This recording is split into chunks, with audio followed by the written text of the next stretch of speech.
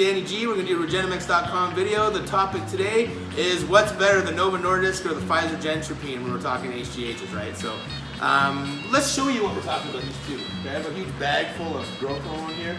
I run a human growth hormone program and I have an outstanding way for you guys to source your growth hormone, but we'll talk about that at the end of the video. For now, we're going to try to keep it on task and talk to you guys about what growth hormone is actually the better growth hormone. So they're both 191 chain amino acids. They're both made by gigantic pharmaceutical companies. They both have great standards and controls put in place. Let's just, for argument's sake, say that's all, equal. Okay, then the pricing, that comes into play. For sure it comes into play, right? Because the economics have to make sense. Right now, this is the better deal for me. Okay, last year, this is the better deal for me. It just came down to the promotions that I got from my providers. So you guys do research on your own wherever you're getting this stuff from, and you're gonna have to make your own decision. But right now, this one's winning from me because it's the better deal. Now let's just talk about the stability of these things, because that definitely comes into play too. First, let's talk about this guy here. So the Novo Nordisk is 21 days after first use. It's good at room temperature. Okay, like this puppy can sit out after you crack the seal.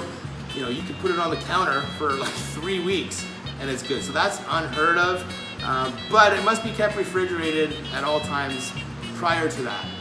All right, that's what that says.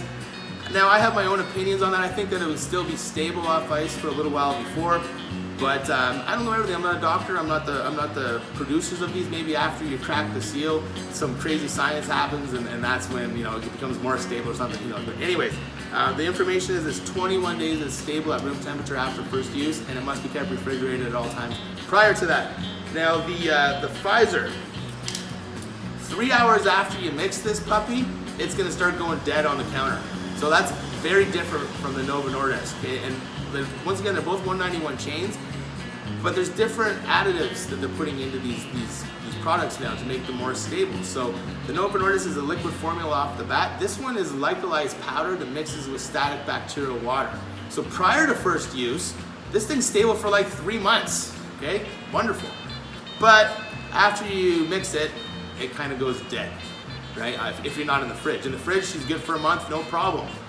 Okay,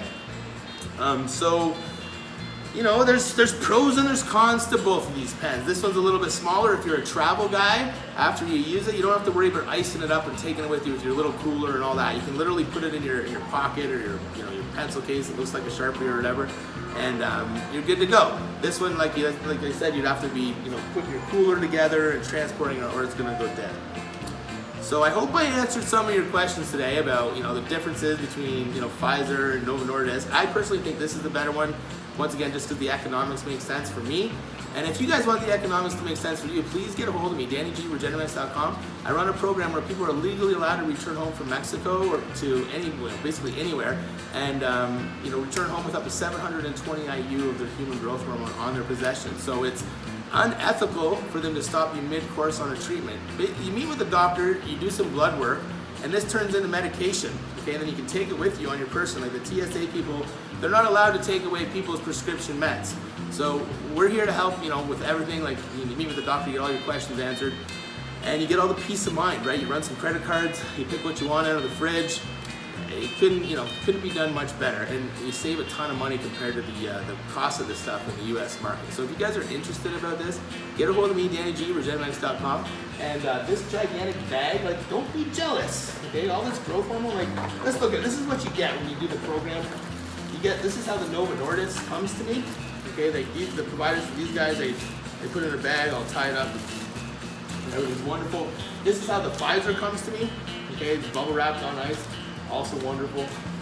We give you all of the needles and the paperwork, right? So, this is the paperwork you can return home. We print off the FDA law. It's upside down there. We print off the FDA law for you. And if you guys want to have a look at this, you can go to the FDA website, the part where it talks about importing scripted meds, or just get a hold of me and I'll send you a copy of them. And then we put your blood work in here. This is a disclaimer. This is, if you grow 3 heads or something, you can't sue me. But we have that.